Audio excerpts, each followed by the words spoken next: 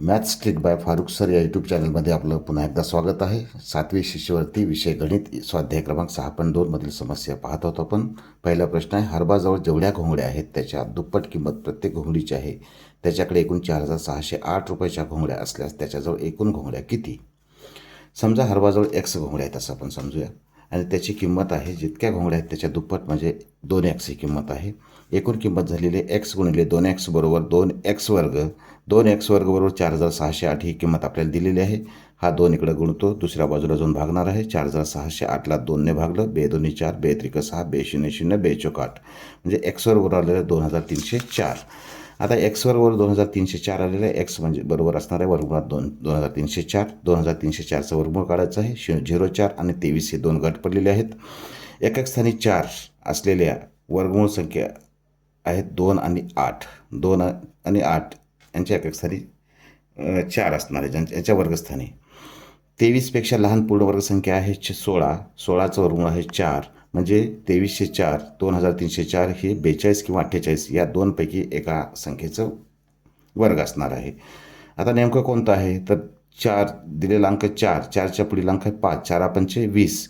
20 ही संख्या 23पेक्षा लहान आहे, मोठी आहे, म्हणून 48 ही 2,304चं वर्गमूळ असेल. म्हणजेच एक्सची किंमत 48 झालेली आहे. याचा अर्थ हरबाजवळ एकूण 48 घोंगड्या होत्या. पर्याय क्रमांक 2. त्यानंतर प्रश्न दुसरा आहे, 81 बरोबर 27चा x वा घात तर x बरोबर किती? 81 बरोबर 27चा x घात दोघांचा पाया समान करून घ्यायचा आहे. 81 ही संख्या 3चा चौथा घात आहे बरोबर 27 ही संख्या 3चा घन आहे म्हणजे 3च्या तिसऱ्या घाताचा x घात आलेला आहे. 3चा चौथा घात बरोबर 3चा 3 गुणिले x 3x घात आलेला आहे. पाया समान म्हणजेच घातांकसुद्धा समान असतील. 4 बरोबर 3x आलं. हा 3 गुणणारा भागला म्हणजे x बरोबर आलेला आहे 4/3. याचं उत्तर आहे पर्याय क्रमांक 4. यानंतर तिसरा प्रश्न आहे, 110.25 या संख्येचे वर्गमूळ किती? 110.25 या संख्येचं शेवटी जर 25 संख्या असेल तर एकक स्थानी 5 असणार आहे. त्यानंतर उरलेली जी संख्या आहे त्याचे असे अवयव पाडायचं ज्या क्रमवार संख्या असतात. 10 गुणिले 11 हे त्याचे अवयव पडतात. यातील लहान संख्या 10 आहे म्हणजे 5च्या आधी 10 आलं. हे झालं 10.5. 2 दशांशस्थळ सोडून असल्यामुळे वर्गमुळामध्ये 1 दशांशस्थळ सोडून आलं म्हणजेच वर्गमुळात 110.25 बरोबर 10.5 आलेलं आहे. यानंतर पुढील प्रश्न आहे, 484 गुणिले 144 बरोबर 69,696 तर वर्गमुळात 69.696 भागिले 14.4 बरोबर किती? 400. आता कोणत्याही दोन संख्येचा गुणाकार दिलेला आहे आपल्याला, तर त्या दोन संख्यापैकी एका संख्येनं जर गुणाकाराला भागलं, उत्तराला भागलं तर त्याचे भागाकार असणार आहे उरलेली संख्या. म्हणजे 484 गुणिले 144 भागिले 69,696. 69,696ला जर 144नं भागलं तर उत्तर 484 येणार आहे आणि 484नं जर भागलं तर उत्तर 144 येणार आहे. इथं भागायचं आपल्याला 14.4. वर 3 दशांशस्थळ सोडून आहे, खाली 1 दशांशस्थळ सोडून आहे म्हणजे या दोघांचा भागाकार येईल 4.84. कारण 69,696 भागिले 144 येईल 484. वर 3 दशांशस्थळ सोडून आहे आणि छेदस्थानी 1 आहे. 3 वजा 1 2 म्हणजे 2 दशांशस्थळ सोडून आपण दशांशचिन्ह दिलेलं आहे. 4.84 आलेलं आहे. 4.84चं वर्गमूळ येईल 2.2. कारण 484चं वर्गमूळ 22 आहे. 2 दशांशस्थळ आहेत, इथं 1 दशांशस्थळ सोडून दिलेलं आहे. पर्याय क्रमांक 1 आलेला आहे. यानंतर 5वा प्रश्न आहे, 5 गुणिले 5 कंसाचा वर्ग वजा 5 गुणिले 4 कंसाचा वर्ग बरोबर m वर्ग तर m बरोबर किती? 5 गुणिले 5 25चा वर्ग वजा 5 गुणिले 4 20चा वर्ग. 25चा वर्ग 625 वजा 20चा वर्ग 400 बरोबर 225. m वर्ग बरोबर 225 आलं म्हणजेच m बरोबर आलेलं 15 आणि हे गुणाकाराच्या स्वरूपात किंवा अवयवाच्या स्वरूपात 5 गुणिले 3 किंवा 3 गुणिले 5 असेल. पर्यायात 5 गुणिले 3 दिलेलं आहे. पर्याय क्रमांक 3 येईल. यानंतर 6वा प्रश्न आहे, 4,096 या संख्येचे वर्गमूळ किती? 4,096 या संख्येचं वर्गमूळ काढायचं आहे. वर्गमूळ काढायची सोपी पद्धत तुम्हाला सांगितलेली आहे. 4,096चे 96 आणि 40 हे दोन गट पडलेले आहेत. एकक स्थानी 6 आहे. एकक स्थानी 6 वर्ग असणारे आहे. वर्गमूळ संख्या एकतर 4 असेल किंवा 6 असेल म्हणजे 4 आणि 6 आलेला आहे. आणि त्यानंतर काय करायचं, 40 दुसरा जो गट आहे 40पेक्षा लहान पूर्ण वर्गसंख्या आहे 36 आणि 36 वर्गमूळ 6 आहे म्हणजे ही संख्या एकतर 64 असणार आहे किंवा 66 असणार आहे. आता 64 आहे का 66 आहे हे शोधून काढण्यासाठी काय केलेलं आहे आपण, या 6 च्या पुढील अंक 7 या दोन्हीचा गुणाकार केला. 6 गुणिले 7 42 आलेला आहे.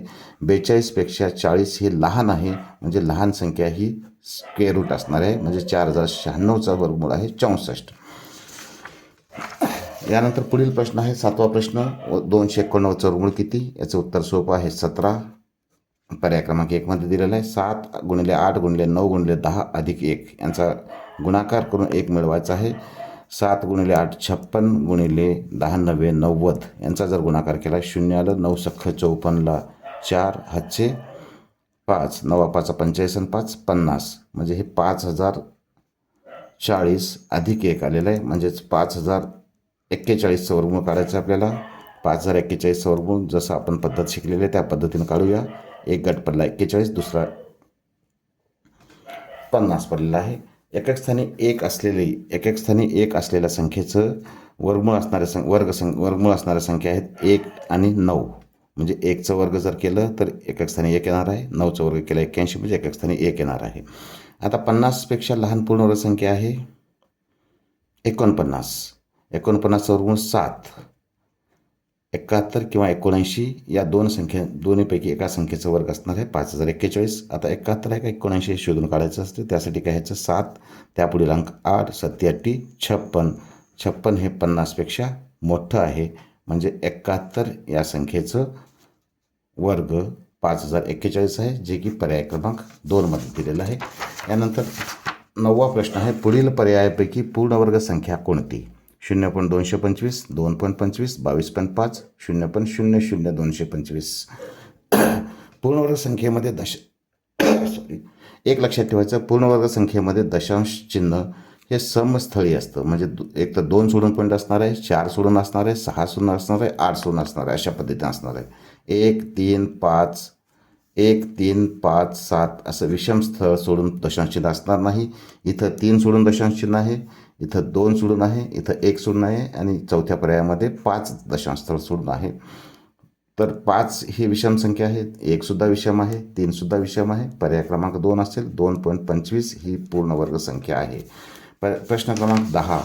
35चा वर्ग वजा 28चा वर्ग बरोबर m वर्ग. तर m बरोबर किती? 35चा वर्ग आहे 5 5 25 3 चौक 12 1225 वजा 28चा वर्ग 784. दोन्हीची वजाबाकी केलं, 5 मधून 4 गेले, 1 उरले, 12 मधून 8 गेले, 4 उरले, हातचा 1 आला, 7 ने 8 झाले, 12 मधून 8 गेले, 4 उरले, 441. m वर्ग बरोबर आलेला आहे 441, म्हणून m बरोबर असेल 21. m बरोबर असणार आहे 21 हे त्याचं उत्तर असणार आहे. अशाच पद्धतीचे वेगवेगळे प्रश्न आपल्याला समजून घेण्यासाठी माझा YouTube channel maths trick by Farooq sir या यूट्यूब चॅनलला सबस्क्राईब करा आणि बेल आयकॉन दाबा. त्यामुळं आपल्याला पुढील व्हिडिओचे नोटिफिकेशन मिळतील. धन्यवाद.